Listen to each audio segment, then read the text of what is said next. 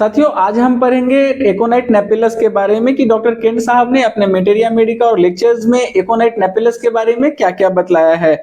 आपको video start करने से पहले बतला देना चाहूंगा कि एक तरह का ऑडिबल सीरीज है। इसमें देखने को कुछ खास नहीं, लेकिन सुनने को बहुत सारी जानकारी है। आप बार-बार 2-3 बार जब इस वीडियो को कंटिन्यूअसली प्ले करके और रिलैक्स करते हुए सुन लेते हैं तो आप पाएंगे कि काफी जानकारी, काफी इंपॉर्टेंट पॉइंट्स जो हैं वो आपके दिमाग में ऑटोमेटिकली जो है याद होते जा रहे हैं आपको।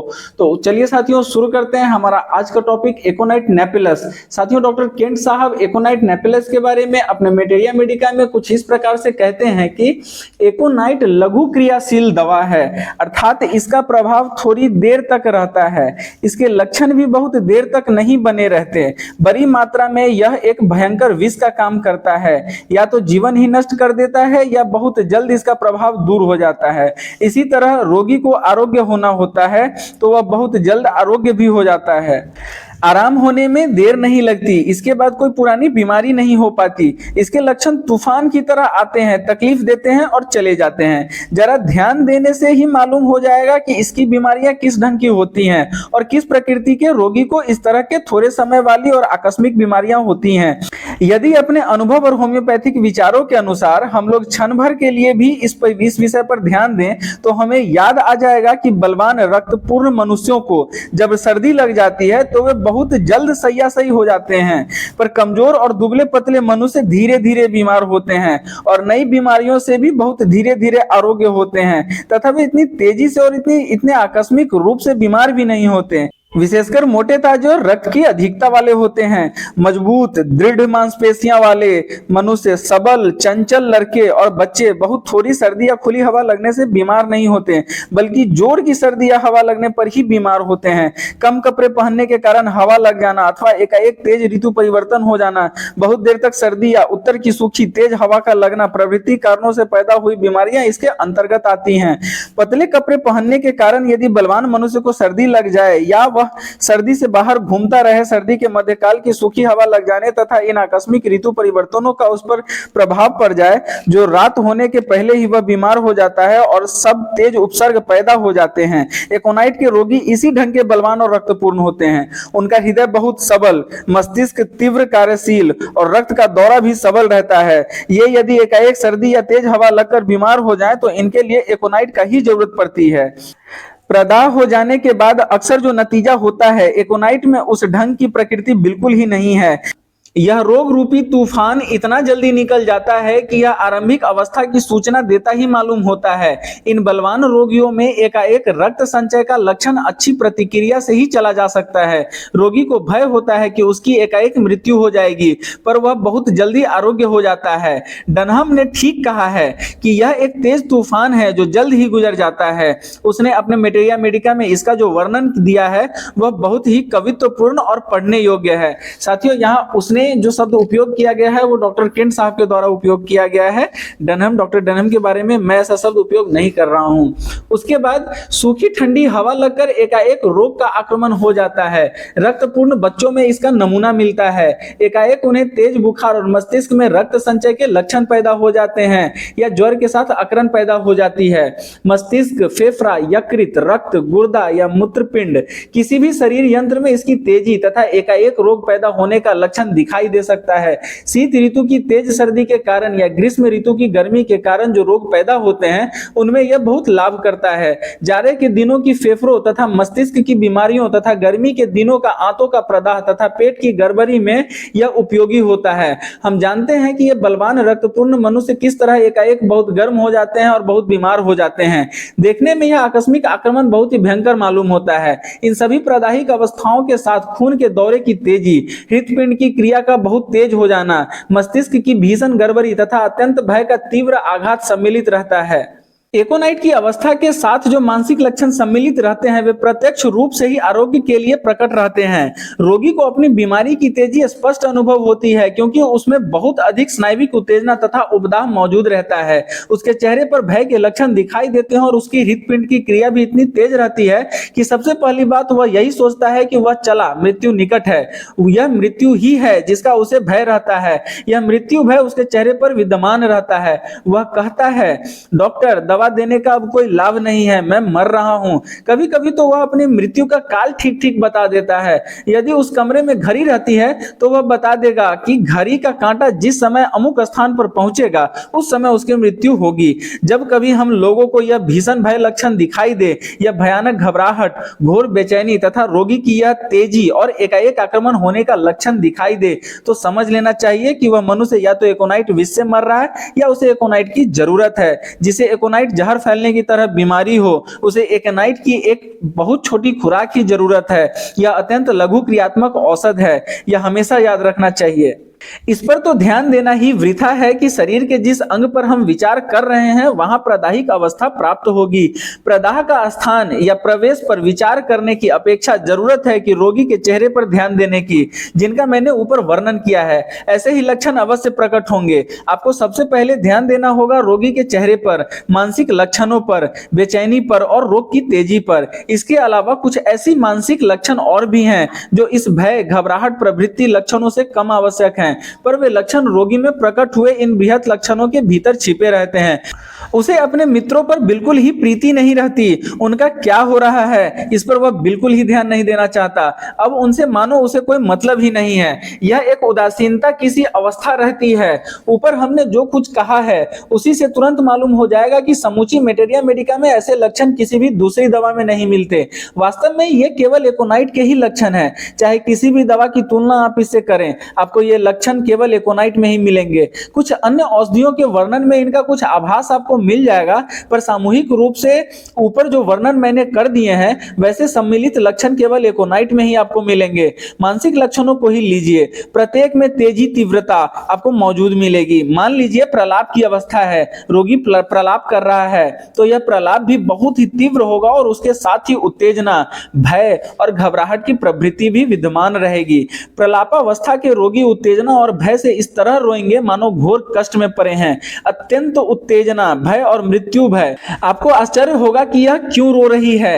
एकोनाइट के इस भय के लक्षण के साथ सब तरह के भाव मिली रहती हैं। रोगी कराहता है, उत्तेजित हो उठता है, क्रोध दिखाता है, चीजों को इधर उधर फेंकता है। इन सब में ही ज्यादती और घबराहट सम्मिलित रहती है। ये सब प्रधान प्रधान लक्षण जो मैंने बताए हैं उनके साथ ही दूसरे दूसरे लक्षण भी मिले रहते हैं। दर्द से चीखता है, इसका दर्द छुरी मारने की तरह का होता है, डंक मारने की तरह, काटने की तरह अथवा छुरी मारने की तरह। एकोनाइट की तकलीफों को तेजी आश्चर्यजनक होती है। अगर स्नायुशूल होता है तो दर्द बहुत ही तीव्र होता है। रोगी सोचता है कि उस पर किसी भयानक चीज का असर अवश्य हो गया है, नहीं तो उसे इतनी भयंकर तकलीफ कभी नहीं होती। मूल में कहा गया है, अपनी मृत्यु का तारीख बताता है। रोगी पर जो भयंकर भय छाया रहता है यह बहुत कुछ उसी का परिणाम है। और यह मानसिक लक्षण हमेशा न्यूमोनिया, शरीर से किसी भी स्थान का प्रदाह, गुर्दे का प्रदाह, यकृत का प्रदाह अथवा आंतों का प्रदाह प्रभृति सभी तरह की प्रादाहिक बीमारियों के रोगियों में तैयार रहते हैं। इन सभी लक्षणों के साथ मस्तिष्क में चक्कर आने का भाव रहता है। सिर में चक्कर मानो घुमा देता है, चक्कर दे देता है। बाजार से सौदा खरीदने के लिए एक स्त्री निकलती है, एकाएक कुत्ते को कुचल देती है। इसके बाद उसका दिमाग इतना चक्कर खा जाता है कि वह अपनी गाड़ी तक नहीं पहुंच पाती। सिर का चक्कर यह भय से उत्पन्न होता है, आकस्मिक भय के कारण उत्पन्न होता है और भय के कारण का भय रह जाता है। इस भय का कुछ अंश बचा रह जाता है, पर यह लक्षण में बहुत अधिक है। भय के कारण पैदा हुए उपसर्ग, मस्तिष्क का प्रदाह, सिर में चक्कर आना, यहां तक कि भय के कारण कितने ही अंग में रक्त संचय भी होता है। सभी ज्ञान स्नायुओं में गड़बड़ी हो जाती है, सारी चीजें मानो चक्कर खाती रहती हैं। सिरदर्द का वर्णन तो बड़ा ही कठिन है, वह बहुत ही तेजी से पैदा होता है। मस्तिष्क में, खोपड़ी में फाड़ने और जलने की तरह दर्द होता है। इसके साथ ही भय, ज्वर तथा यंत्रणा भी रहती है। सर्दी लग जाने के कारण सिरदर्द, नाक से सर्दी का स्राव बंद हो जाने के कारण सिरदर्द, जाड़े के दिनों में उत्तरी हवा में सर्दी लगकर या सूखी ठंडी हवा लगकर होने वाली रक्तपूर्ण मनुष्यों की नाक की सर्दी का स्राव एकाएक रुक जाता है। आंख के ऊपर बहुत ही तेज सिरदर्द, मस्तिष्क में रक्त संचय, घबराहट और चेहरा लाल हो जाने के साथ रक्त संचय हो जाने के कारण उत्पन्न सिरदर्द। आंख की बीमारियों में भी एकोनाइट के प्रयोग के बहुत से लक्षण हैं। एकाएक आंखों में प्रदाह हो जाता है, आंखों में खून जमा हो जाता है, आंखें लाल हो जाती हैं, उनके सभी तंतु एकाएक प्रदाहित हो उठते हैं। सर्दी लगकर और सूखी ठंडी हवा लगकर आंखों का प्रदाह या आंख उठना, इन सभी लक्षणों में एकोनाइट काम करता है। बहुत दिनों की यह सीख चली आ रही है कि प्रदाह की पहली अवस्था में एकोनाइट प्रयोग कीजिए। यद्यपि हमारी होम्योपैथी की सभी पुस्तकों में यह शिक्षा दिखाई देती है, पर यह अच्छी शिक्षा नहीं है, क्योंकि इससे यह पता नहीं लगता कि किस प्रकृति के रोगी को या किस कारण से इसे देना चाहिए। इस ढंग से चिकित्सा न कीजिए। यदि संभव हो तो एकोनाइट के रोगी के सब लक्षण लीजिए और तब दवा का प्रयोग कीजिए, नहीं तो दूसरी उससे अच्छी दवा दीजिए।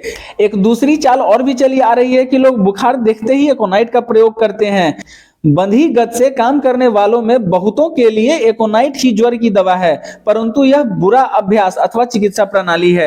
एकोनाइट में इतनी जल्दी और तेजी से आंखों में प्रदाह पैदा हो जाता है कि देखने वाले आश्चर्य करते हैं कि इतने कम समय में यह कैसे हो गया। आंखें बहुत फूल जाती हैं, उनसे किसी तरह का स्राव नहीं होता या बहुत ही कम पानी जैसे श्लेष्मा का स्राव होता है। यदि एकाएक प्रदाह हो जाए और आंखों से गाढ़ा श्लेष्मा का स्राव होता हो तो वह कभी भी एकोनाइट का लक्षण नहीं है। एकोनाइट के प्रदाह का कोई परिणाम सूचक लक्षण नहीं पैदा होता। प्रदाह के परिणाम स्वरूप जो अवस्थाएं उत्पन्न होती हैं वह किसी दूसरी ही दवा की ओर संकेत करती हैं। जब तक एकोनाइट का रोगी सामने हाजिर न रहे तब तक ज्वर के लिए आप एकोनाइट की बात सोच भी नहीं सकते। एकोनाइट के ज्वर के साथ रोशनी का सहन न होने का लक्षण भी अवश्य ही विद्यमान रहेगा। ज्वर के साथ बहुत अधिक बेचैनी, आंख की पुतलियां सिकुड़ी रहती हैं और टकटकी लगी रहती है। चक्षु गोलक के भीतर गहराई वाले अंश का प्रदाह और उसमें बहुत तेज दर्द रहता है। एकोनाइट का प्रयोग तभी कीजिए जब उसके लक्षण मिलें। वह प्रदाह जो बहुत दिन तक बना रह सकता है, जिसमें पीव पैदा हो सकती है या श्लेष्मिक झिल्ली में प्रदाह होकर पकने की संभावना रहती है, उनमें कभी एकोनाइट के लक्षण नहीं दिखाई पड़ते हैं। रक्त ज्वर, वात श्लेष्मिक ज्वर, टाइफाइड ज्वर जिसे हम कहते हैं, प्रभृति शरीर का खून दूषित होने वाली ज्वरों में कभी भी एकोनाइट का प्रयोग नहीं कीजिए। ऐसी अवस्था में हमें कभी भी एकोनाइट के तीव्र लक्षण नहीं मिलेंगे। इससे स्नायुविक उत्तेजना के लक्षण कभी भी नहीं रहते, बल्कि उसके विपरीत तंद्रा, आलस्य, त्वचा का रंग बैंगनी हो जाना प्रभृति लक्षण दिखाई देते हैं। पर एकोनाइट में शरीर की त्वचा का रंग चमकीला लाल रहता है। किसी भी तरह की अवस्था जो भीतरी रस रक्त बिगड़ने के कारण उत्पन्न होती है, उसमें कभी एकोनाइट प्रयोग न करें, क्योंकि इसमें रस रक्त बिगड़ने के लक्षण बिल्कुल ही नहीं है। धीमी गति वाले तथा अविराम ज्वर के लिए जो कभी एकोनाइट की बात सोचनी भी नहीं चाहिए। धीमी गति वाले अविराम ज्वर का लक्षण एकोनाइट में बिल्कुल ही नहीं है। एकोनाइट का ज्वर थोड़ी देर तक रहने वाला है और उसका आक्रमण बहुत तेज होता है। स्वल्प विराम ज्वर से भी इसका कोई संबंध नहीं है। एकोनाइट इनमें ऐसे लक्षण बिल्कुल ही नहीं है। सविराम ज्वर या पारी के बुखार के पहले आक्रमण के समय आपको धोखा हो सकता है, परंतु ज्यों ही बुखार छूटकर दोबारा फिर आया कि एकोनाइट का दरवाजा बंद हो गया।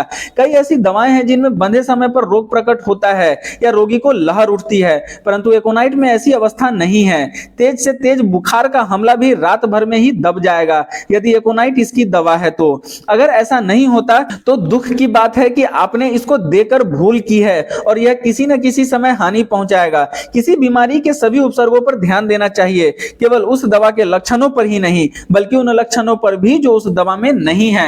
एकोनाइट में आंखें प्रदाहित हो जाती हैं, उनमें जलन और एकाएक सूजन आ जाती है, पलकें इतनी जल्द फूल जाती हैं कि वे बहुत अधिक तकलीफ से खोली जा सकती हैं, और जब चिमटी के सहारे पलक का किनारा पकड़कर जबरदस्ती पलक खोली जाती है तो उसमें से गर्म पानी की बूंदें टपक पड़ती हैं, पर पीव नहीं निकलती। सर्दी लग जाने के कारण ही यह अवस्था शीघ्रता पूर्वक हो जाती है। जबकि श्लेष्मिक पटलों का प्रदाह हो जाता है तो खून मिला पानी निकलता है। एकाएक रक्त वाहिनियां रक्त से भर जाती हैं और चूने लगती हैं, रक्त वाहिनियां फटती हैं और कोशिकाओं से रक्त चूता है। इसी तरह कान का प्रदाह भी एकाएक ही पैदा हो जाता है। कान में टपक और काटने की तरह तेज दर्द होता है। बच्चा ठंडी उत्तरी हवा में बिना अच्छी तरह वस्त्र पहने घूमता रहता है। इसके बाद चीखता चिल्लाता घर लौटता है और अपने हाथ कान पर रखता है। दिन में बाहर निकलने के बाद और संध्या के समय यह आक्रमण विशेषकर होता है। ज्वर और घबराहट बनी रहती है, उसे गोद में रखना पड़ता है। बीमारी बहुत तेज रहती है, आवाज बर्दाश्त नहीं होती, श्रवण शक्ति इतनी तीव्र हो जाती है कि उसके अंग प्रत्यंग से गाने बजाने की आवाज मानो प्रवेश करती है। शरीर के सभी अंगों में हम लोगों को स्नायुओं की तीव्र अवस्था प्राप्त होती है। जहां कोई बीमारी होगी वह जोर की और तेज होगी और रोगी हमेशा घबराहट और उत्तेजना से भरा रहेगा। कान में डंक मारने, जलने, टपकने, फाड़ने या काटने की तरह दर्द होगा। सर्दी, यदि तेज सिर दर्द के साथ सर्दी हो जाए, दिन में खुली हवा और सर्दी लगकर अगर रात में एकाएक जोर की सर्दी हो जाए तो यह लघु पर शीघ्र क्रियात्मक औषध तुरंत फायदा करेगी।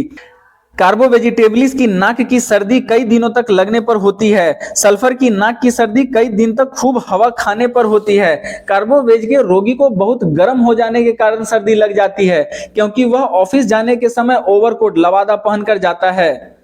वहीं एकोनाइट में वह ठंडी हवा में हल्के कपड़े पहनकर चला जाता है, और यदि वह रक्तपूर्ण और बली मनुष्य है तो आधी रात के पहले ही उसे यह बीमारी हो जाती है। पर खासकर इसका व्यवहार उन बच्चों की बीमारियों में होता है जिनका रंग गुलाबी रहता है, जो हिष्ट पुष्ट रहते हैं और जिनमें भरपूर रक्त रहता है। पीले दुबले बच्चों पर इसका प्रयोग नहीं होता। ये दुबले पतले बच्चे देर तक बीमार होते हैं, क्योंकि उनकी जीवनी शक्ति की क्रियाएं इतनी घटी रहती हैं कि उनमें 2-3 दिन तक बीमारी नहीं पैदा होती। इस तरह अगर किसी एक परिवार के एक रोगी और एक हिष्ट पुष्ट व्यक्ति को लेकर उनके हवाले छोड़ दें तो एक को तो क्रूप की यानी काली खांसी बीमारी उसी रात में ही हो जाएगी और उसके लिए एकोनाइट के प्रयोग की जरूरत होगी। दूसरा दूसरे दिन सवेरे बीमार होगा और इसके लिए जरूरत पड़ेगी हीपर की। नाक की सर्दी के साथ नाक से रक्तस्राव, सिर दर्द, चिंता और भय प्रभृति उपसर्ग रह सकते हैं। एकोनाइट के रोगियों में घबराहट का लक्षण पहले उनके चेहरे पर दिखाई देता है। एकोनाइट का निमोनिया भी अक्सर चेहरे पर ही दिखाई देता है। चेहरे की ओर देखिए, भरपूर घबराहट और चिंता का भाव दिखाई देगा। अब जानते हैं कि चेहरे का भाव ही एक ऐसी चीज है जिससे भीतर की बहुत सी बातें मालूम हो जाती हैं। यह सारा किस्सा बता देता है। आनंद और शोक तथा मानव परिवार की विपत्तियां सभी आप एक बार सामने खड़े मनुष्य के चेहरे पर निगाह डालते ही बहुत कुछ जान ले सकते हैं कि क्या हुआ है। उनके स्पर्श में आने के पहले 1 या 2 बार ध्यान से उन्हें देख भर लेना होगा। आपको चिंता या घबराहट दिखाई देगी। एक गाल लाल और एक पीला, यह लक्षण कई दवाओं में। पर चिंता युक्त चेहरा, भय, ताप और बेचैनी तथा वह आकस्मिकता जिससे किसी रक्तपूर्ण मनुष्य पर रोग का आक्रमण होता है। कल बहुत तेज हवा थी, यह देखते ही आप कह देंगे कि यह एकोनाइट का लक्षण है। पर यह किसी दूसरी दवा की भी लक्षण हो सकती है यदि अवस्था कुछ दूसरी हो।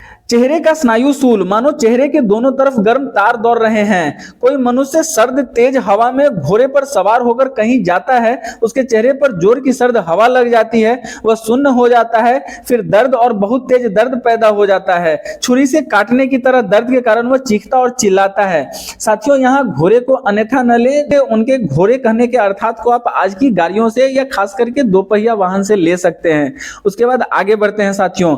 एकोनाइट इसमें तुरंत फायदा पहुंचाएगा। चींटी रेंगने की तरह सुरसुरी, एकोनाइट में इस तरह स्नायुओं में सुरसुरी का भाव भी है। इसमें ऐसा भी अनुभव होने का भाव है मानो किसी ने स्नायुओं में बर्फ का पानी डाल दिया।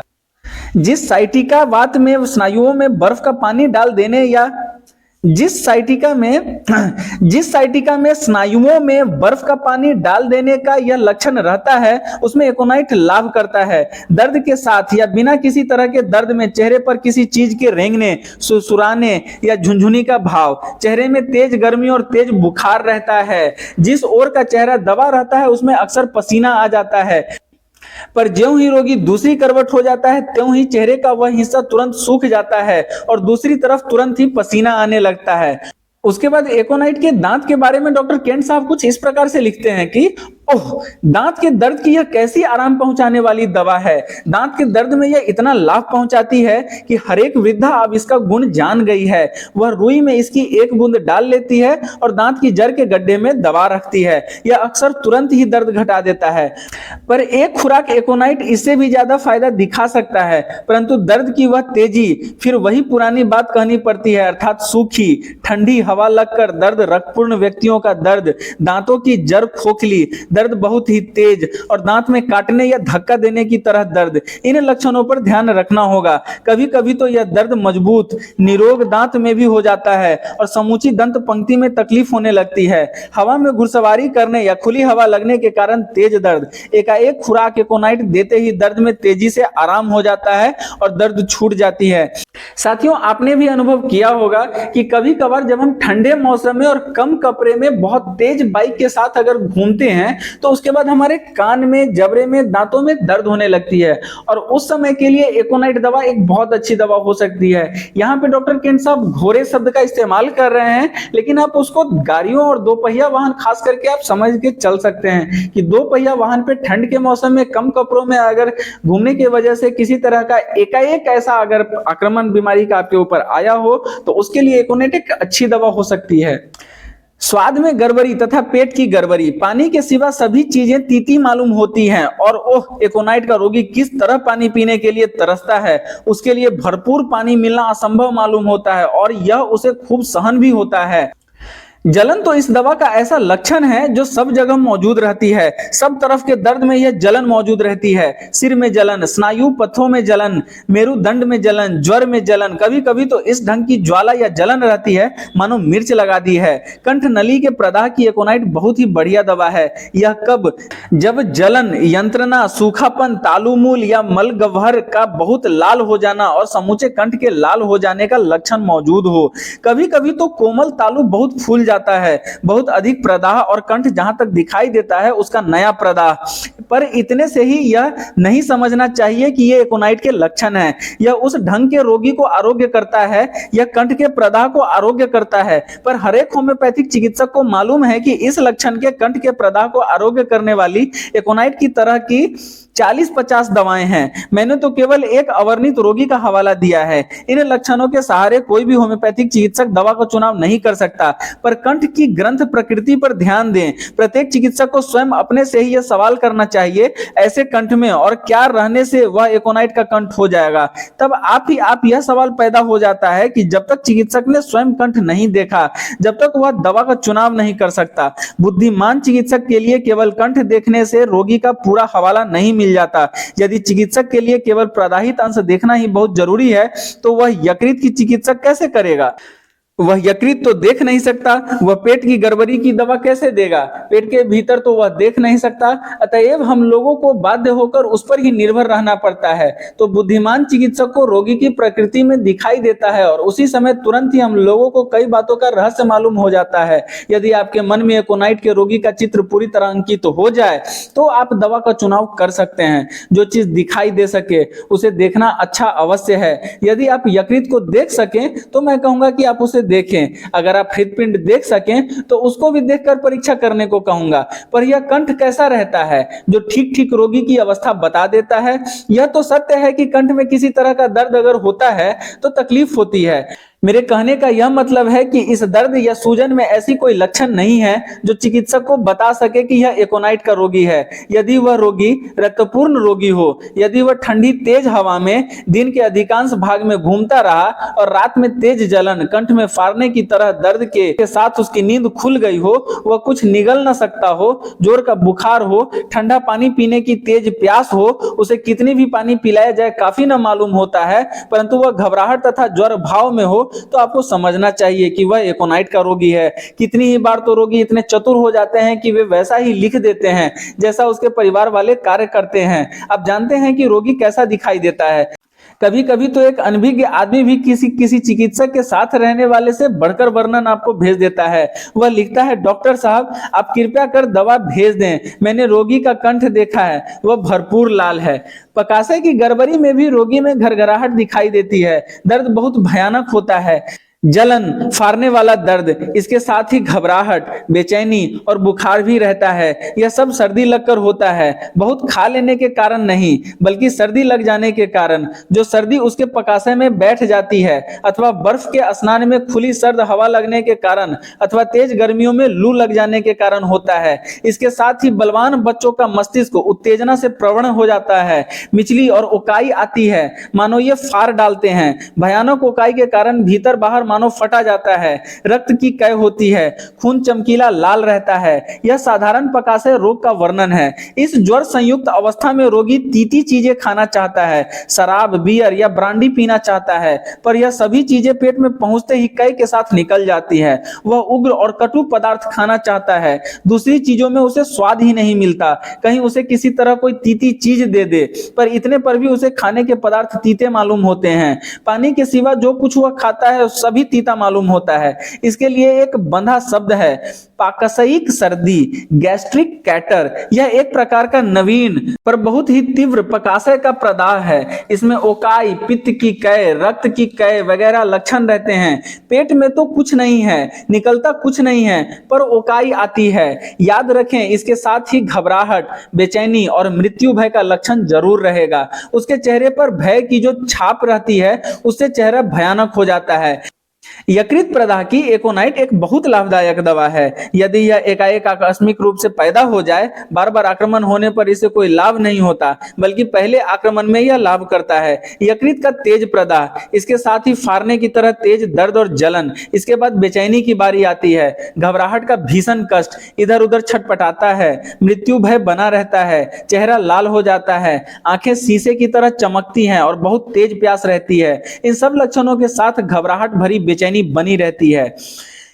तलपेट अर्थात उदर में धक्का देने की, जलन की तरह या डंक मारने की तरह दर्द होता है। यह सब सर्दी लग जाने के कारण, शीत के कारण होता है। जल्दी ही इस बात का हम लोगों को पता लग जाएगा कि गड़बड़ी कहाँ है। इस बात को सोचने की जरूरत नहीं है, हमें तो एकोनाइट का रोगी चाहिए। तलपेट के सभी यंत्रों के प्रदाह में यह काम करता है। भले ही तीव्र सर्दी की वजह से प्रदाह हो गया हो, अथवा बड़ी आंत के निचले अंश की सर्दी की व्यवस्था हो, अथवा मलनली की सर्दी हो, जैसा पेचिश में हो जाया करता है। खूनी पेचिश या रक्ताशय में पखाने में करीब करीब शुद्ध रक्त और थोड़ा सा लसदार क्लेद दिखाई देता है। रोगी के लिए पखाना छोड़कर हटना असंभव मालूम होता है। कै में भी थोड़ा सा रक्त आता है और पखाने की राह से खून मिली आव निकलती है। ऐसे रोगी इस ढंग की भविष्यवाणी कर देते हैं कि वे आज रात में या कुछ ही घंटों में समाप्त हो जाएंगे। ऐसा मालूम होता है मानो उन्हें मृत्यु की सूचना मिल गई है। उनका समूचा शरीर एक प्रकार की दुस्सह यातना का आगार बना रहता है, पर कूथन, अकरन और बार बार दस्त लगना बड़े ही कष्टदायक उपसर्ग होते हैं। इसमें पानी की तरह पतले दस्त आने का भी लक्षण है, पर यह कोई बहुत मार्के का लक्षण नहीं है। यद्यपि हेरिंग ने इस पर दोबारा जोर दिया है, लेकिन जब पखाने में शुद्ध रक्त निकलता है और आंव आती है, साथ ही कूथन का भी लक्षण रहता है, के साथ बच्चों को थोड़ी सी हरी आंव निकलती है, अथवा रक्त से गुलाबी लड़कों को शुद्ध रक्त या घास की तरह हरा पखाना एकाएक ज्वर के साथ होने लगता है, उस समय तुरंत एकोनाइट पर ध्यान दीजिए। बच्चों की अधिकांश पेट की बीमारी तेज गर्मी के कारण होती है। गर्मी के कारण बच्चों के यकृत में प्रदाह हो जाता है और दूध की तरह सफेद दस्त आने लगते हैं और उसमें लसदार चीज सी मिली रहती है। यह पेशाब की बीमारियों तथा मसाने और गुर्दे की बीमारियों में भी फायदा करता है। प्रदाहिक अवस्थाएं रहती हैं, साथ ही खून मिला पेशाब भी आता है। थोड़ा पेशाब, रुका हुआ पेशाब या पेशाब का दब जाना भी इसके अंतर्गत है। किसी आघात के कारण पेशाब का रुक जाना, नए पैदा हुए बच्चों को अगर किसी आघात का झटका लगने के कारण पेशाब रुक जाए तो यह सर्वोत्तम औषधि है। मान लीजिए तुरंत के में बच्चे को किसी तरह का आघात प्राप्त हो गया है। दूसरी बार जब आप देखने जाते हैं तो दाई कहती है, डॉक्टर साहब बच्चे को तो पेशाब नहीं हुआ। कारण यह है कि उस बच्चे को जन्म के समय इतना आघात पहुंचा है कि इसकी शारीरिक क्रियाएं अभी ठीक नहीं हुई हैं। काटने और फाड़ने की तरह दर्द के साथ मसाने यानी मूत्राशय का प्रदाह, पेशाब जलता हुआ होता है और उसमें जलन की तरह दर्द भी होता है। पेशाब गर्म और गहरा लाल रंग का होता है या लाल और साफ अथवा खून मिला होता है। सर्दी की वजह से खासकर लड़कों का पेशाब रुक जाना, बच्चे रोते चिल्लाते और बहुत बेचैन रहते हैं। बच्चे हो या बड़े, किसी भी उम्र के व्यक्ति में मसाने की प्रदाहिक अवस्था हो, यह याद रखें कि एकोनाइट बताने वाली सभी मानसिक अवस्थाएं इसके साथ भी मौजूद रहेंगी। एकाएक पैदा हो जाने वाले भयानक अंडकोश प्रदाह के रोगियों को भी एकोनाइट आरोग्य कर देता है। रक्तपूर्ण मनुष्यों को सर्दी लगकर अंडकोश प्रदाह या शीत लग जाने के कारण प्रदाह, पर अगर सुजाक का मवाद आना रुक कर अंडकोश प्रदाह हो गया हो तो एकोनाइट से कोई लाभ न होगा। सहानुभूति पूर्वक स्वाभाविक भाव प्रवणता के कारण स्त्रियां स्वभावतः ही एकोनाइट की रोगिणी होती हैं। स्नायुविक आघात या भय प्रभृति कारणों से अक्सर उन्हें बीमारियां हो जाती हैं। स्वाभाविक रीति से वे उन्हीं कारणों से बीमार नहीं होती जिन कारणों से पुरुष बीमार होते हैं। किसी पुरुष को भय के कारण शायद ही कभी प्रदाह होगा, परंतु रक्तपूर्ण बलशालिनी या उत्तेजनशील स्त्रियों के गर्भाशय अर्थात जरायु और डिंबाशय के प्रदाह का एक कारण भय भी होता है। भय के कारण अक्सर गर्भस्राव हो जाते हैं, पर यदि एकोनाइट समय से काफी पहले पड़ जाता है तो यह उस गर्भस्राव को रोक देता है जो भय के कारण होना चाहता है। भय या आकस्मिक भावोद्रेक के कुछ देर बाद ही एकोनाइट का सुई भेदने, जलने या फाड़ने की तरह दर्द होने लगता है। कभी कभी कोई गर्भवती चिकित्सक से कह सकती है कि मेरे प्रसव का प्रबंध करने की आपको कोई जरूरत नहीं है, कोई फायदा नहीं है, मैं जानती हूं कि इस प्रसव के समय में मर जाऊंगी। अगर ऐसी कोई बात है, दवा का चुनाव करने का कोई प्रधान लक्षण है, तो वह यही है।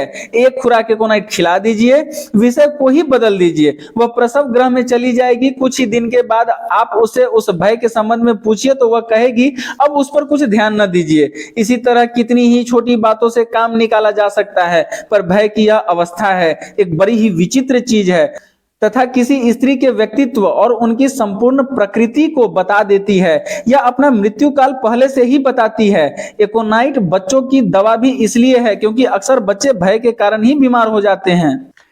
स्त्रियों की जनेंद्रिय का रक्तपूर्ण प्रदाह, पुरुषों की अपेक्षा स्त्रियों और बच्चों की बीमारियों में एकोनाइट का बहुत अधिक प्रयोग होता है। भाव प्रवण, बलवती और उत्तेजनशील स्त्रियों में इसका प्रयोग होता है, परंतु पुरुषों को अगर सूखी ठंडी हवा लगकर प्रदाहित अवस्था पैदा हो जाती है तो इसका प्रयोग होता है।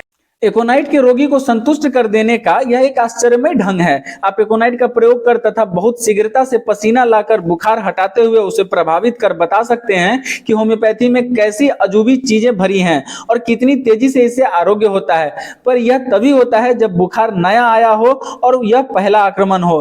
कठिन और कष्टकर प्रसव के बाद का दर्द बहुत ही तीव्र होता है। यह पश्चात वेदना काटने या फाड़ने की तरह होती है और कुछ न कुछ ज्वर भाव भी रहता है। जरायु के रक्तस्राव, जिसमें लाल चमकीला रक्त निकलता है और मृत्यु भय भी रहता है। इस सूतिका अवस्था में सर्दी लग जाने के कारण जो बीमारियां होती हैं, देखिए उनमें एकोनाइट कैसा आश्चर्यजनक काम करता है। पर इसे सूतिका ज्वर के साथ नहीं मिला दीजिए। सूतिका ज्वर में सर्दी लगकर बीमारी या रक्तस्राव एक सरल रोग है। इसमें सड़न नहीं होती या विष नहीं फैलता। कभी कभी स्तन पर भी आक्रमण हो जाता है, छाती में दर्द का भाव रहता है, दूध नहीं उतरता और कुछ ज्वर भय भी रहता है। पर यदि परिस्राव का स्राव होना बंद हो जाए तो एकोनाइट कदापि न दीजिए।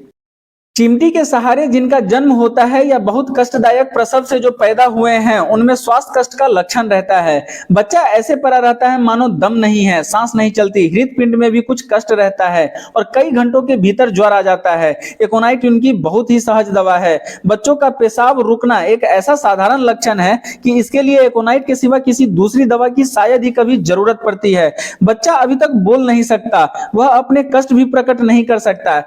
ऐसे मामलों में चिकित्सक को बंधे नियम से बाध्य होकर काम करना पड़ता है। इस अवस्था में बंधी गति से काम करने वाले चिकित्सक भी अगर पेशाब रुकने की अवस्था में एकोनाइट का प्रयोग करते हैं तो वे कुछ न कुछ सफल ही होते हैं। पर यह भी सत्य है कि यदि माता का पेशाब रुक जाता है तो कितने ही स्थानों पर एक खुराक कॉस्टिकम से ही यह लक्षण दूर हो जाता है। क्रूप रोगों की भी एकोनाइट एक बंधी दवा की तरह है, इसलिए इसकी बहुत अपव्यवहार होता है। पर यह उन सब क्रूप के रोगी बच्चों की दवा है जिन्हें रक्तपूर्ण बच्चों की बीमारी एकाएक पैदा हो जाती है। सूखी ठंडी हवा लगकर होती है और जब दिन के समय माता के साथ सर्द हवा में घूमते रहते हैं।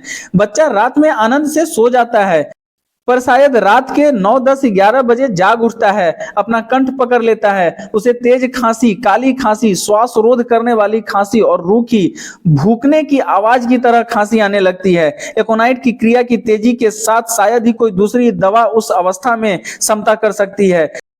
जबकि दिन में सर्दी लगने के कारण और एकाएक इसी तरह की बीमारी पैदा हो जाती है। दिन में ठंडी हवा लगकर जो क्रूप या काली खांसी की बीमारी होती है और दूसरे दिन सवेरे या शाम तक जिसके लक्षण प्रकट नहीं होते हैं, उसकी कितनी ही दवाएं हैं, पर खास दवा हीपर है। हीपर की क्रिया धीमी होती है। जो बच्चे पहले से ही कुछ ना कुछ कमजोर होते हैं तथा जिन पर क्रूप का अक्सर हमला हुआ करता है, उनके लिए यह ज्यादा उपयोगी है। स्पॉन्जिया भी इसके समान गुण वाला दवा है, पर इसमें कमजोर और अक्सर सर्दी हो जाने वाले बच्चों की क्रूप के बहुत से लक्षण नहीं है।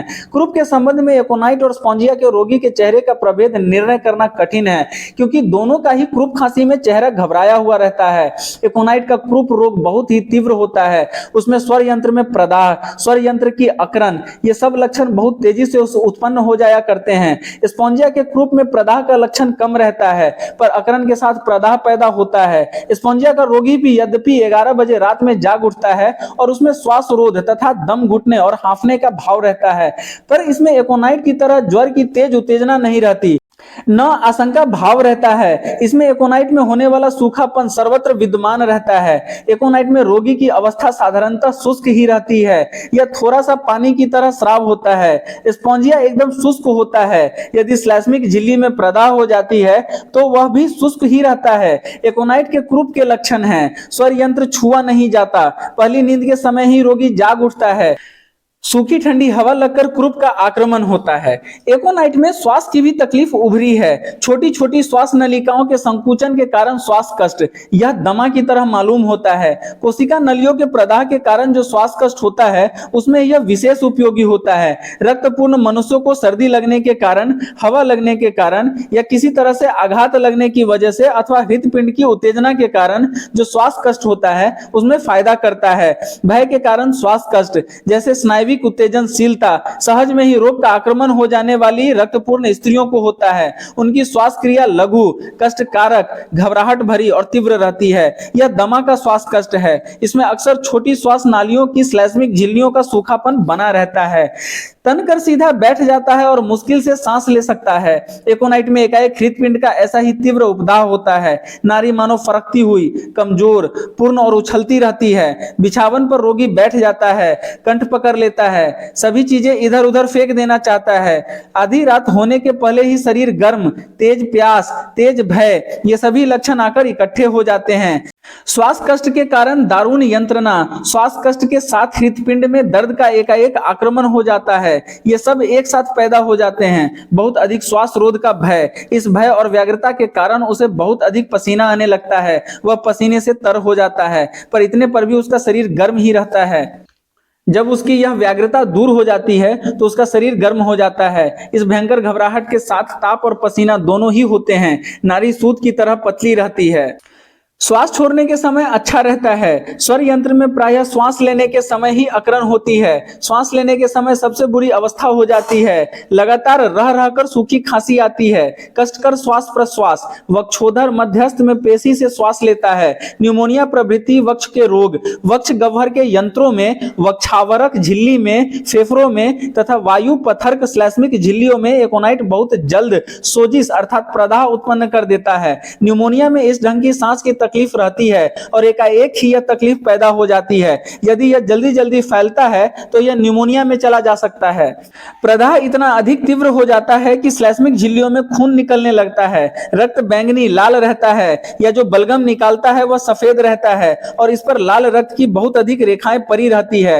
आप ब्रोंकोनिमोनिया के रोगी के पलंग के आसपास जाइए, जाते ही आपको उगालदान या थूकने के पात्र में चमकीली लाल रक्त की रेखाओं से भरा बलगम दिखाई देगा। अब उस तेजी और भयंकरता पर ध्यान दीजिए, उसकी बेचैनी और घबराहट को देखिए। वह अपनी मृत्यु का समय पहले से ही बताता है। ऐसा ही रोगी एकोनाइट का रोगी होता है। न्यूमोनिया की बीमारी में जब फेफड़े पर आक्रमण हो जाता है, जब फेफड़े के ऊपरी आधे हिस्से में रोग को आक्रमण रहता है, तब एकोनाइट की जरूरत होती है। कभी कभी तो समस्त श्लैष्मिक झिल्लियां दिखाई देने वाला कंठ, स्वर यंत्र, टेटुआ, श्वास नलियां, सबसे ही रक्त चलता है। कभी कभी तो मुंह में खून भर आता है। इतना कड़ा प्रदाह होता है। वक्ष की बीमारियों में दर्द बहुत अधिक होता है। यह दर्द गोली मारने, जलने, फाड़ने की तरह होता है और रोगी को बाध्य होकर पीठ के बल कुछ ही उठी हुई अवस्था में लेटा रहना पड़ता है। किसी करवट नहीं लेट सकता, पीठ के बल ही लेटा रहना पड़ता है, क्योंकि करवट से होने से तकलीफ बढ़ जाती है। दृढ़, बलवान, रक्तपूर्ण मनुष्यों को सूखी ठंडी हवा तथा एकाएक किसी प्रकार का आघात लगना ही रोग का कारण होता है। इसमें यक्ष्मा यानी थाइसिस की तरह का मुंह से रक्तस्राव नहीं होता, बल्कि यह अनैच्छिक रक्तस्राव है। थोड़ा सा बलगम के साथ रक्तस्राव मिला हुआ रहता है। बिगड़े हुए स्वास्थ्य वाले क्षीण रोगियों को इस अवस्था में एकोनाइट देने का भ्रम उत्पन्न हो सकता है, पर नहीं, ऐसी रोगियों को एकोनाइट नहीं देना चाहिए। बहुत सी इससे भी अच्छी दवाएं हैं। सभी रोगी हमेशा निमोनिया के रोगी नहीं रहते हैं, बल्कि सिर्फ शुद्ध श्वास नलियों का प्रदाह ही रह सकता है। सूखी खांसी, वमन, ओकाई, तेज ज्वर, बलगम के साथ खून आना, थोड़ा सा पानी की तरह बलगम और रक्त के सिवा और कुछ नहीं निकलता। अधिकतर ऐसा ही हुआ करता है। सूखी खांसी, समूचे वक्ष में सूखेपन का भाव, स्वर यंत्र तथा कंठ में सूखेपन का भाव रहता है। बहुत से ठंडे पानी की कह कर देता है और बहुत देर तक जोर जोर से खांसने के बाद केवल थोड़ा सा रक्त निकल आता है, पर जो थूक निकलता है वह साधारणतः श्लेष्मा का ही रहता है। न्यूमोनिया में जो बलगम निकलता है वह अक्सर लोहे की जंग की तरह दिखाई देता है, मानो उस बलगम में लोहे का जंग मिला दिया गया हो। ब्राउनिया, रस्ट तथा कुछ अन्य दवाओं में भी साधारणतः यह लक्षण है, पर एकोनाइट में कुछ बैंगनीपन लिए लाल या चमकीला लाल बलगम निकलता है। इसमें जो रक्तस्राव होता है वह चमकीला लाल और कभी कभी बहुत अधिक होता है। न्यूमोनिया हो, क्रूप हो या वक्ष की अन्य बीमारियां हो, इन सब का आक्रमण एकाएक ही होता है। रोगी अगर सोना चाहता है तो उसके स्वर यंत्र में ऐंठन होती है और वह सूखा रहता है। जो ही वह सोना चाहता है स्वर यंत्र सूख जाता है, इसलिए वह जाग उठता है और हाथ से अपना गला पकड़ लेता है। वह समझता है कि अब दम घुटा।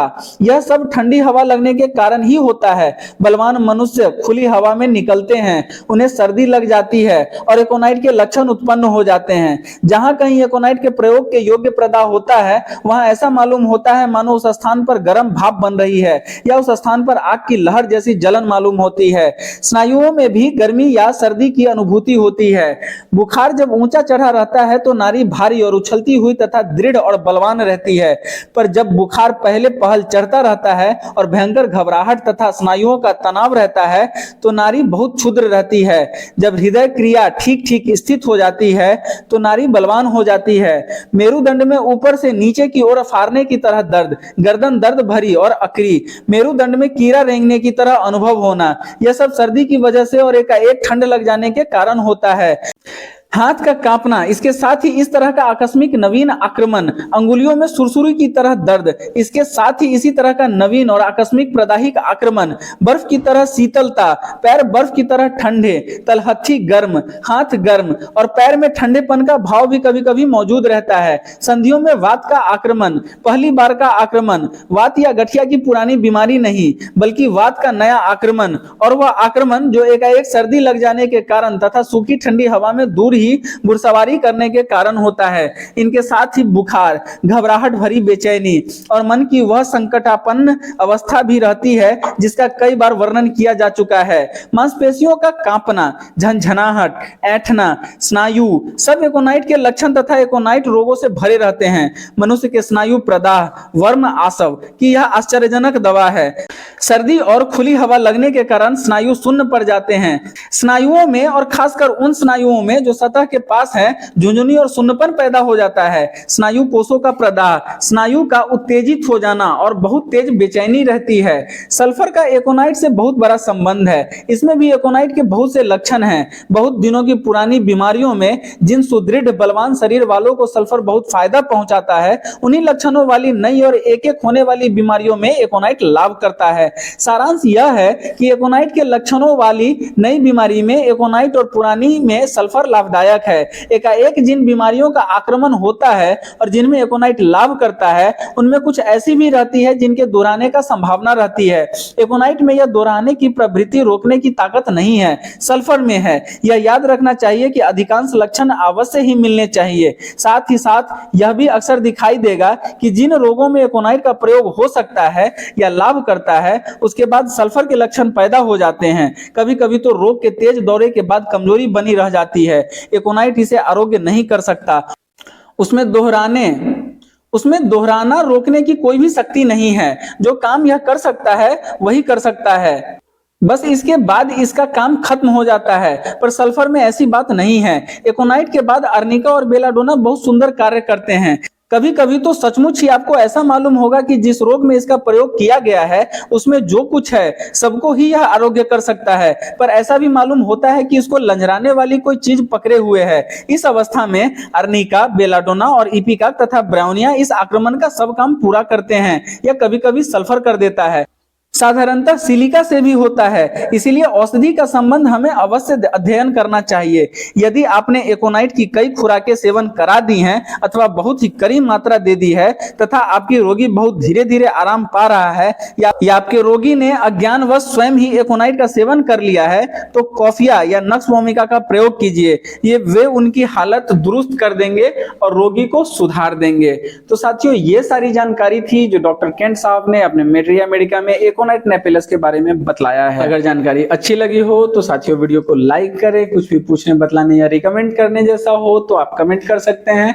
उन सभी साथियों से शेयर जरूर करें जो BHMS या होम्योपैथी से जुड़े हुए लोग हैं और जिन्हें इस तरह के ऑडिबल सीरीज की आवश्यकता हो सकती है, क्योंकि किसी भी दवा को एक बार में याद कर लेना संभव नहीं होता, उसे बार बार पढ़ना होता है और पढ़ने से आसान क्या है कि आप उसे सुन सकते हैं, और इसीलिए मैं ये मेहनत कर रहा हूं साथियों। उसी के साथ अगर आप चैनल पे नए हैं तो चैनल को सब्सक्राइब करके बेल आइकन जरूर दबा लें, ताकि हमारे सारे वीडियोस जो आने वाले समय में हैं उनके नोटिफिकेशंस आप तक सबसे पहले पहुंच सके। तो इसी के साथ वीडियो को करते हैं समाप्त। मिलते हैं साथियों अगले वीडियो में, तब तक के लिए धन्यवाद।